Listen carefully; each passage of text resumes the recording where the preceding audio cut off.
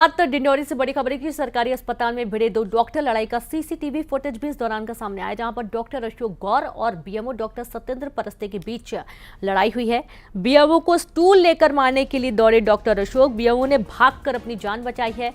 बड़ी खबर आपको दे रहे हैं डिंडौरी से, जहां पर सरकारी अस्पताल में दो डॉक्टर्स भिड़ गए। लड़ाई का सीसीटीवी फुटेज सामने आया है। डॉक्टर अशोक गौर और बीएमओ डॉक्टर सत्येंद्र परस्ते के बीच लड़ाई हुई। बीएमओ को स्टूल लेकर मारने के लिए दौड़े डॉक्टर अशोक, बीएमओ ने भागकर अपनी जान बचाई। तो ये देखिए उस दौरान का सीसीटीवी वीडियो, जिस वक्त दो डॉक्टर्स आपस में भिड़ गए। और ये देखिए किस तरीके से स्टूल लेकर मारने के लिए एक डॉक्टर दूसरे डॉक्टर के पीछे पीछे दौड़ रहा है, और जो दूसरा डॉक्टर है वो दौड़कर भागता हुआ अपनी जान बचाता हुआ नजर आया।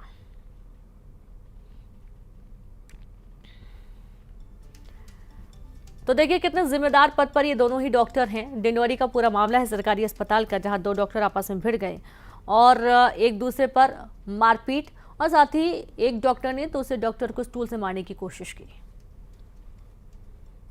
समझाने गया था कि तुम अच्छे से रहो, गाली गलौज नहीं करो अगर तुमको रहना है तो। और एक लेटर था सरकारी, उसको देने गया था मैं, ये लेटर है, आपको डिंडौरी जाना है और वहाँ उपस्थिति देना है। उनका पेमेंट भी नहीं निकल रहा है, बता रहे थे। पेमेंट जो है उसका रिलीफ जो हुआ है उस पीरियड का नहीं है, उसकी जो है उपस्थिति डिस्ट्रिक्ट कार्यालय से आएगी, उसके बाद उसका पेमेंट होगा। 2 बार वो रिलीफ हुए हैं यहाँ से इन्हीं घटना। पहले पंजीयन फाड़े थे, रजिस्टर पंजीयन, उपस्थिति पंजीयन। किसकी शिकायत की है आपने? उसकी शिकायत भी थाना प्रभारी को किया है, सीएमएचओ को किया है, कलेक्टर को भी किया हुआ है।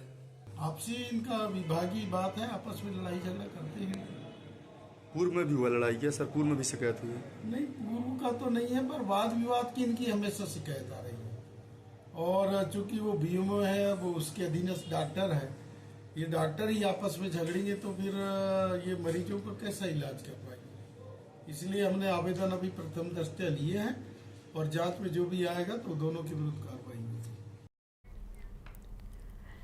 और अब बात दतिया से बड़ी खबर की, टोल प्लाजा पर फायरिंग से सनसनी फैल गई है। फायरिंग से टोल प्लाजा में भगदड़ मची। फायरिंग से कर्मचारी भाग खड़े हुए।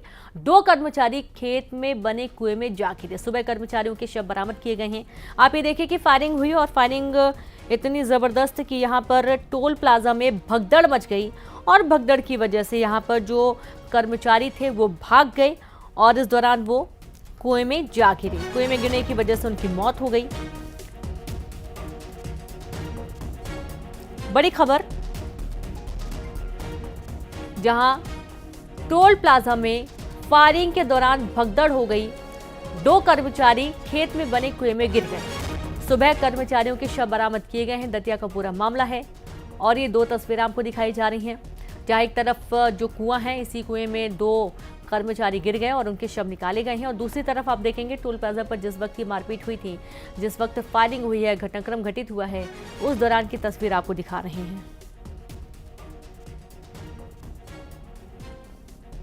के आसपास डगरी टोल प्लाजा पर अज्ञात 10-12 युवक आए और बाइक से, स्कूटी से, और वहाँ स्टाफ है उनको रंगदारी दिखाते हुए मारपीट स्टार्ट कर दी और हवाई फायर किए, जिस पर से जो स्टाफ है वो अपने आप को बचाता हुआ इधर उधर भागा, जिसमें से 2 स्टाफ कर्मी अपने आप को बचाते हुए ऑफिस है जो टोल का, उसके पीछे कुएं बने हुए हैं, उसमें अंधेरे के कारण गिर गए और जिससे उनकी मृत्यु हो गई है।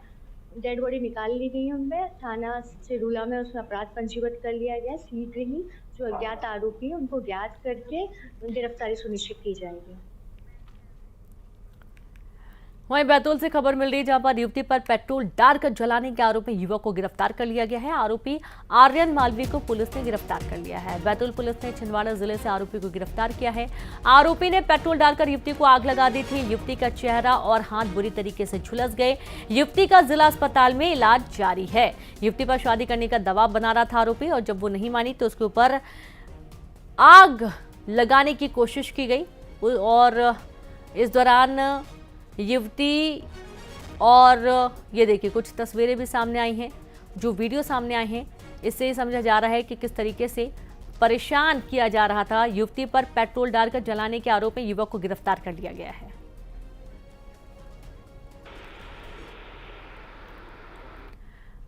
और अब बात ग्वालियर से अहम खबर की, जहां शीतला के जंगल में लाश मिली है और इसकी शिनाख्त हो चुकी है। पेड़ पर लटकी मिली थी लाश। जो लाश है वो मान सिंह जाटव की बताई जा रही है। सीआरपीएफ जवान के पिता थे मान सिंह जाटव। 20 मार्च से घर से मान सिंह जाटव लापता थे। गिजोरा थाने में दर्ज की थी गुमशुदगी की रिपोर्ट और जब इनकी लाश बरामद की गई है, जांच की गई है, तो जानकारी निकलकर सामने आई है कि जो लाश है वो मान सिंह जाटव की है और सीआरपीएफ जवान के पिता थे मान सिंह जाटव। 20 मार्च से घर से लापता थे। गिजोरा थाने में गुमशुदगी की रिपोर्ट भी दर्ज करवाई गई थी। अब हत्या है कि आत्महत्या है, इन दोनों ही सवालों के आधार पर पुलिस मामले की जांच में जुट गई है।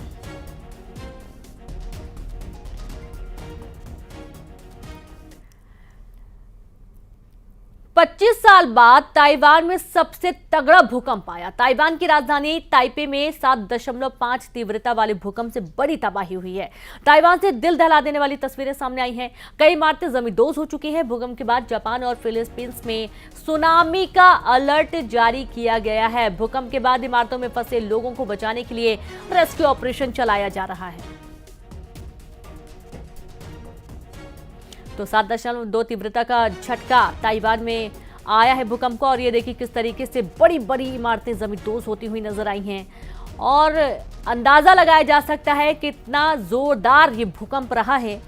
और 7.2 तीव्रता के भूकंप की वजह से इलाके में अफरा तफरी का माहौल, भगदड़ और बड़ी बड़ी बिल्डिंग्स भी मानी ताश के पत्तों की तरह ढह गई।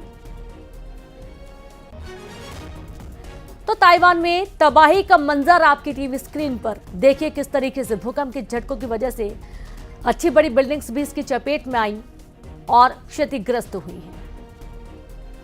तो अफरा तफरी और भागदौड़ का माहौल इस दौरान रहा। कई इमारतें गिरी हैं।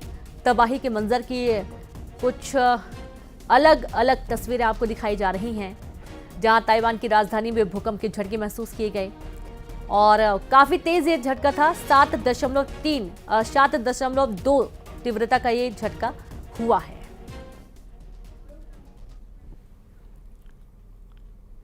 और इसी के साथ इस बुलेटिन में इतना ही। नमस्कार।